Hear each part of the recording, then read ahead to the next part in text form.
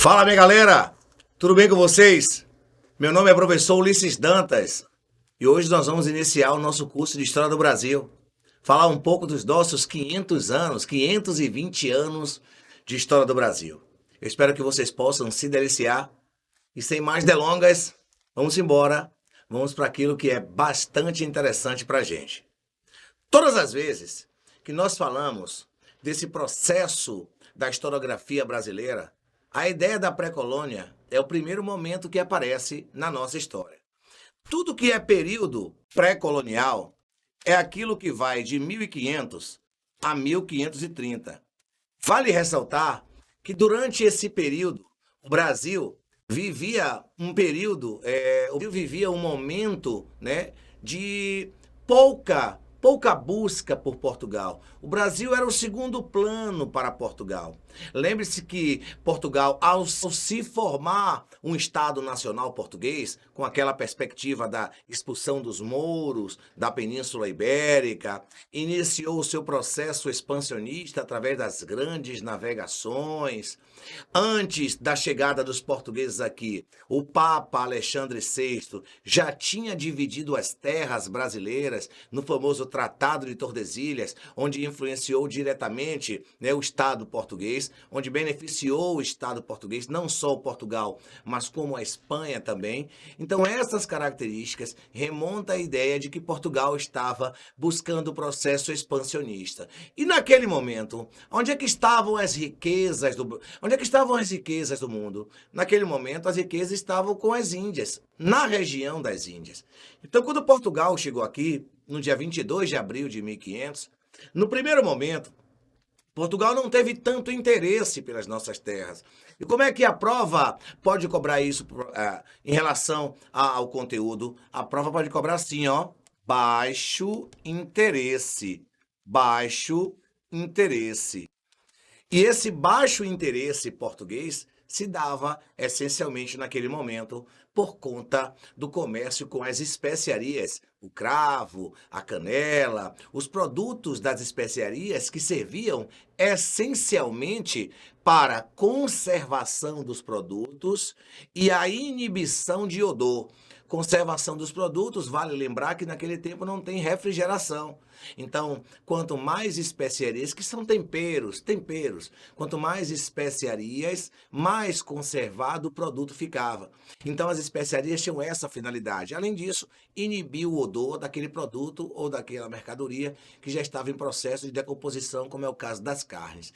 Então, o que é que acontecia? O Brasil, naquele primeiro momento, não demonstrava para Portugal ser o principal ponto de chegada, né? O principal ponto de se fixar aqui. Então, por isso que desses 30 primeiros anos, nós classificamos esse período como pré-colônia. Pré-antes. Colônia de colono, de quem vive, de quem mora. Ou seja, antes da moradia. Antes da presença fixa. Nesse primeiro momento, os portugueses vêm, retiram o que nós temos de melhor e retornam. Eles não ficam aqui a nível de morar, somente com a presença ali posteriormente com o processo de colonização. Então, o que é que vai acontecer? O que é que nós temos que identificar desse período pré-colonial? O que é que a gente pode identificar como principais, né, características, aquilo que marca o período pré-colonial? Vamos lá. Primeiro, olha lá, ó, Brasil em segundo plano, porque o principal plano era o comércio com as Índias. Segundo, a ausência de metais preciosos. Como é isso aqui, professor? A ausência de metais preciosos? Sim, minha gente. Quando os portugueses chegaram aqui no Brasil, eles chegaram com essa finalidade. A finalidade de encontrar metais preciosos. Essa era a ideia das grandes navegações. Essa era a ideia da expansão marítima. Encontrar metais preciosos. Por que Portugal tinha essa visão? Porque Cristóvão Colombo, quando descobriu a América, em 1490, descobriu não, viu? Achou, não descobriu, achou. Mas essa palavra descobrimento é a palavra que é utilizada nas provas. Então aqui, muitas coisas que eu falo, não é porque eu concorde, é simplesmente para deixar você próximo da prova. Então quando eu falar aqui descobrimento, é para que você entenda, né, que a prova cobra desse jeito, de uma forma romantizada. de uma forma ainda, vamos dizer assim, meio arcaica historiograficamente falando. O correto é achamento do Brasil. O Brasil foi achado, o Brasil não foi descoberto. Como é que se descobre algo se já tem gente morando aqui? É impossível, né? Então vamos lá.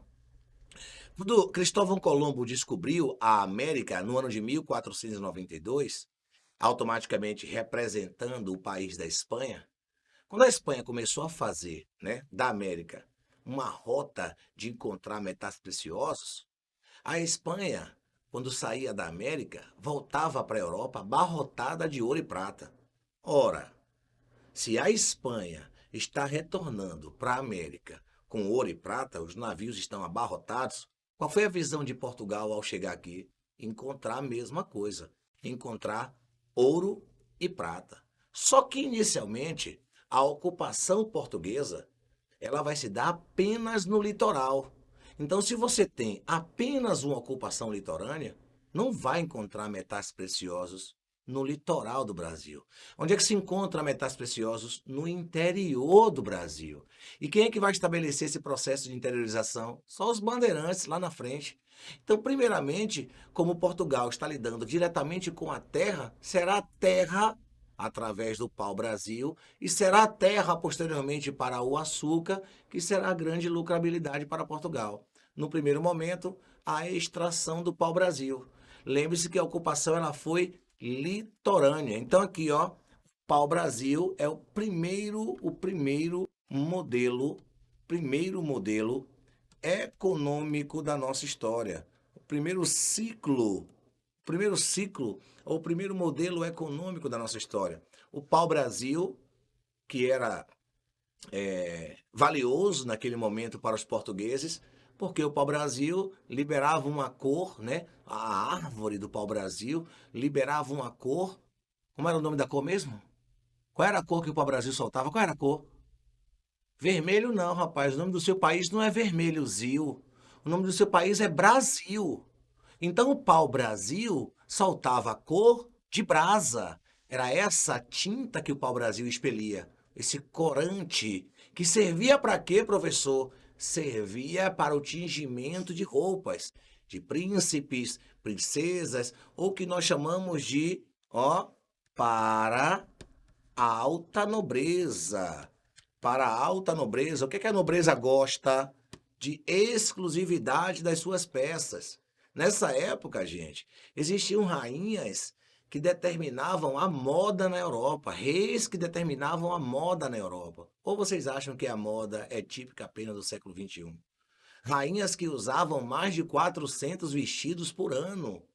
É mais de um vestido por dia, já que o ano varia entre 365 e 366 dias. Usar 400 por ano é mais de um por dia. Então isso é ditar moda na época. E o pau-brasil servia para isso. Por que o pau-brasil vai entrar em desuso muito rápido, professor, por Portugal? Porque na Europa também tem pau-brasil, rapaz. Na Europa também tem pau-brasil. Aqui eles encontraram apenas uma grandíssima quantidade e aqui pertence tudo a eles que foram os descobridores. Eles que acharam, mas mais uma vez, as provas costumam chamar de descobrimento, apesar de não concordar. E como eu disse para vocês que a ocupação inicial de Portugal foi apenas no litoral, a chamada ocupação litorânea, olha como sua prova pode utilizar a seguinte expressão, ó, Portugal, preste atenção, preste muita atenção, Portugal é caranguejo, Portugal é o caranguejo do Brasil. Portugal é o caranguejo do Brasil. Por que essa expressão utilizada em prova, professor? Porque o caranguejo não vive no fundo, vive no raso. Então, se você pegar o mapa do Brasil, deixa eu botar o mapazinho aqui bem feinho, para vocês entenderem rapidinho o que, é que eu estou dizendo. Botar o Tratado de Tordesilhas aqui. A ocupação de Portugal foi aqui, ó, minha gente, ó. Apenas no litoral. Portugal não fez isso, ó. Portugal não adentrou o Brasil, nem na condição de ultrapassar o tratado, nem na condição de interiorizar o próprio país. Ou seja, foi apenas a lógica no litoral. Se a ocupação litorânea, a ocupação naquele momento nós chamamos de a ocupação assim que a expressão é utilizada, né? Portugal era o caranguejo do Brasil. Apenas para falar, porque naquele momento eles não adentraram, eles não interiorizaram o nosso país. Além disso, nós vamos ter também a construção de feitorias. O que eram as feitorias? As feitorias eram grandes galpões que serviam para armazenamento do pau-brasil. Ou seja, as toras de pau-brasil eram gigantescas. Só para você ter ideia, aí na sala da sua casa, cabem apenas ou 2 ou 3 toras de pau-brasil. Então, como as árvores eram muito mesmo, muito grandes a nível de largura, não tinha como levar toda a extração de uma vez só. Era necessário guardar essas árvores, essas toras de pau-brasil, para que, quando a embarcação chegasse, você automaticamente colocava o pau-brasil na embarcação e isso facilitava o processo de escoamento desse produto, ou seja, o processo de saída desse produto. As feitorias serviam para armazenamento do pau-brasil. Além disso, existe uma lógica também de interpretação, onde as feitorias servem como processo de delimitação territorial, ou seja, o Brasil foi alvo de muitos países naquele momento. Por quê? Porque nenhum país da Europa reconheceu o Tratado de Tordesilhas. Todo mundo também quer essas terras aqui. A França, a Inglaterra. Não é à toa que a gente vai visualizar daqui a pouco as invasões francesas, posteriormente as invasões holandesas, nós vamos ter as invasões inglesas, porque nenhum desses países reconheceram o Tratado de Tordesilhas. Se eles não reconheceram o Tratado de Tordesilhas, é lógico que eles vão se fazer presente aqui, bem próximo da costa brasileira. Então, para dizer ao inimigo que aqui já tinha um dono, nas feitorias eram hasteadas bandeiras. A bandeira de Portugal é respeitadíssima na Europa. Vale lembrar e na bandeira portuguesa, olha lá a bandeira bem bonitinha para vocês, tem uma cruz. Já ouviram falar na cruz de Malta? A bandeira portuguesa? A cruz é o símbolo de que instituição? A cruz é o símbolo do catolicismo. A cruz é o símbolo da igreja. E se existe uma instituição que é altamente respeitada, mundialmente falando, é a igreja. Imagine naquela época ali, eu estou falando do início do século XVI. Se você tratar 1500, é século XV. Mas se você colocar aqui o primeiro ano, 1501, você já está no século XVI. Então, estou falando no início do século XVI. Imagine se a igreja tinha muita força nessa época. Mas era pouca não, viu? Era muita, 3, 4, 5, 6 vezes mais do que você tem hoje. O que você visualiza nos dias atuais. Belezinha até aí? Tudo certo? Esse pau-brasil era extraído, guardado nas feitorias, e a mão de obra utilizada era a mão de obra indígena. A mão de obra indígena. O índio servia como processo de, além de extrair o pau-brasil, de levá-lo até as feitorias. Em troca disso, Portugal pagava aos índios com pedaços de pano, espelho, pente, o que a prova chama de quinquilharias, o que sua mãe e sua avó chama de bugiganga, o que nós chamamos hoje de miudezas. Então, na época, chamada de quinquilharias. Para o indígena, naquele momento, era tudo novo. Aliás, o filósofo Platão já dizia isso. O novo ou choca ou atrai. Existiu naquele momento essas duas perspectivas. Claro que houve choque cultural. Sim, claro, nós sabemos disso. Agora, naquele primeiro momento também houve, inicialmente, um processo de encantamento. Ou seja, nenhum dos povos ainda se conhece. Então existe ainda essa ideia de que essa interpretação perdure por muito tempo, apesar de não concordar. Como já falei para vocês aqui, a ideia é deixar vocês próximo da prova. Não é necessariamente falar o que eu acho, como eu gosto de interpretar a história. É para que você, ao assistir o nosso curso, para que vocês, ao visualizar as nossas aulas, você identifique rápido as questões. A gente está aqui para isso. O curso Impacto está aqui para isso, para lhe deixar na cara do gol, para você visualizar a questão e automaticamente saber rápido a resposta. Então aqui eu não vou utilizar nunca uma historiografia mais aprofundada, né? Uma historiografia mais radical. Aqui eu vou utilizar aquela historiografia que você vê em prova, beleza? Então, além desse processo, houve também a primeira missa no Brasil. Olha a presença da igreja. A primeira missa no Brasil, anote aí no seu caderninho, vá. Anote no seu caderninho. A primeira missa no Brasil foi rezada pelo frei Pelo Frei Henrique de Coimbra. Pelo Frei Henrique de Coimbra. Ó, a primeira missa rezada no Brasil. A chegada, né, inicial, o embrião, a raiz da presença do catolicismo aqui em nosso país. Professor, por que que a igreja se fez presente? A igreja vê no Brasil a condição de expandir a sua fé. Mas, professor, isso não é após apenas a reforma protestante? Beleza. Mas a reforma protestante, professor, não foi no ano de 1517, com o famoso Martinho Lutero? Sim.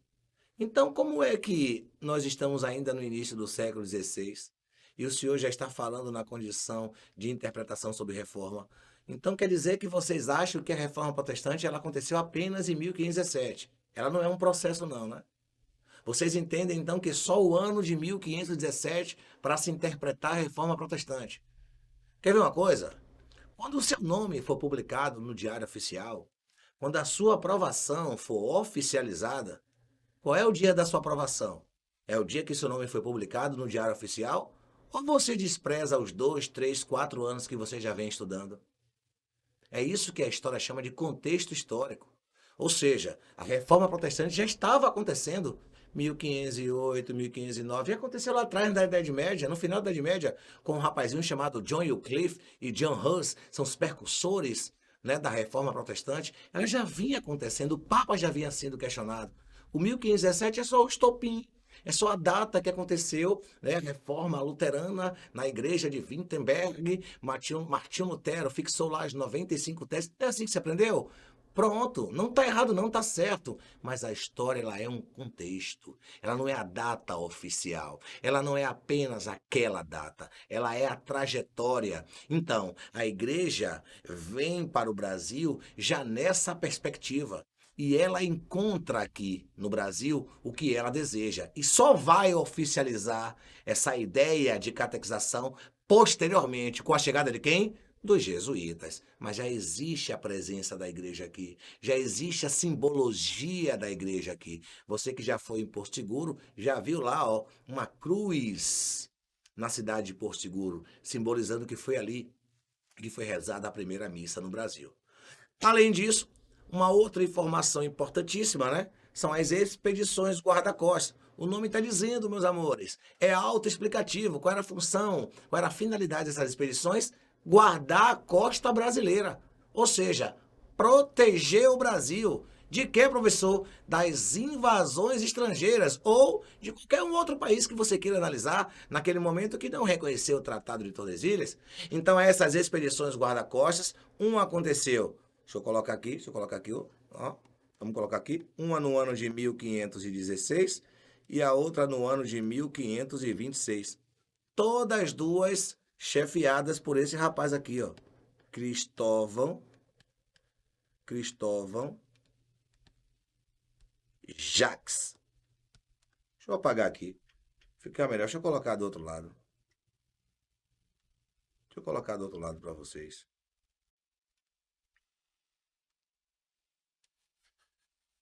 Todas as duas expedições chefiadas. Bota aqui, ó. Cristóvão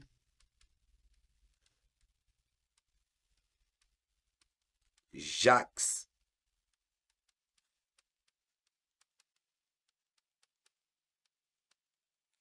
Cristóvão Jacques. As expedições guarda-costas. As expedições que serviam para controlar, para fiscalizar e proteger a costa brasileira.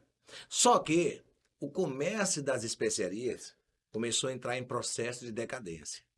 Aí um rei chamado Dom João III visualizou a possibilidade de efetivar a colonização no Brasil. O comércio das especiarias está em declínio. Portugal já estabeleceu algumas rotas comerciais. Portugal já está estabelecendo parâmetros de plantações de açúcar na costa africana. Portugal já está estabelecendo parâmetros de escravização na costa africana. Ao pensamento do rei Dom João III, por que não trazer isso para o Brasil?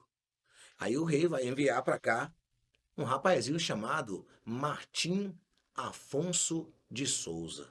E o Martim Afonso de Souza vai dar o pontapé inicial na nossa colonização. Martim Afonso de Souza, olha só, militar, primeiro administrador colonial.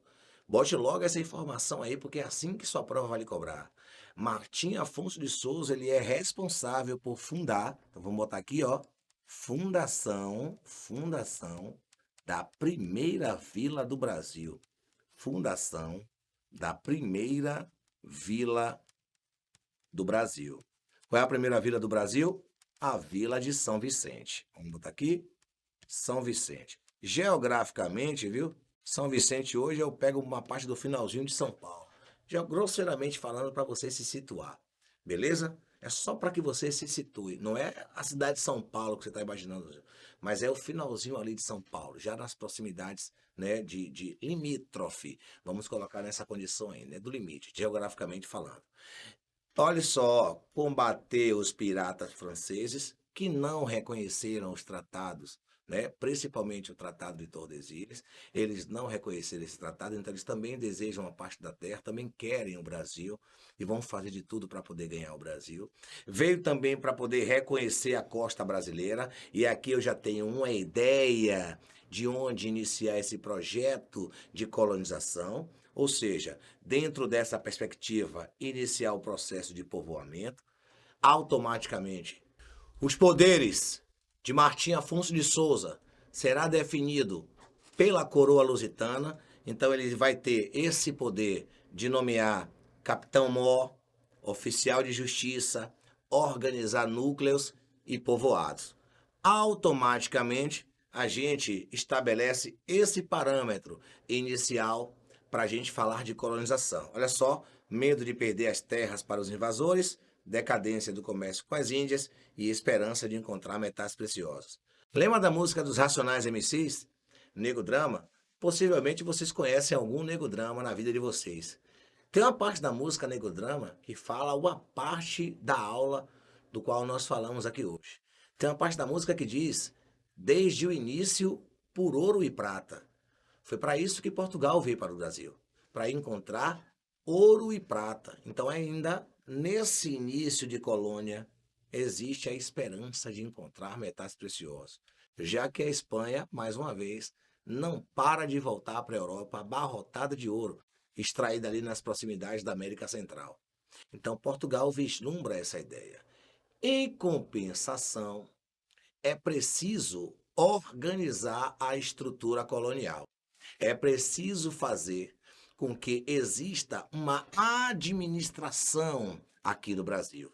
E o rei português vai investir nessa administração. Beleza, meu povo? Tudo certo até aí? Então até a próxima.